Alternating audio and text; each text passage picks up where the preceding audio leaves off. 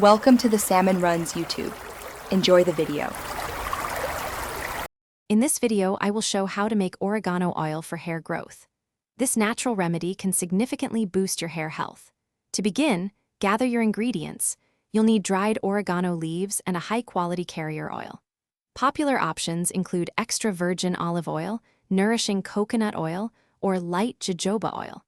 These carrier oils help dilute the potent oregano and provide additional benefits for your scalp and hair.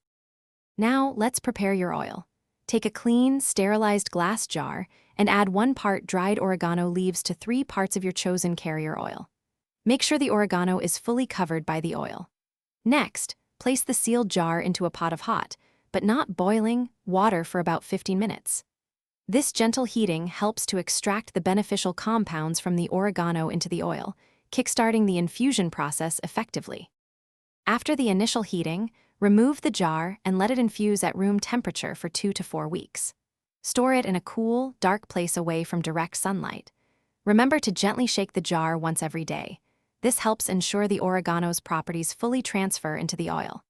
Once infused, strain the oil through a fine mesh strainer or cheesecloth to remove all the herb pieces, leaving you with pure oregano oil.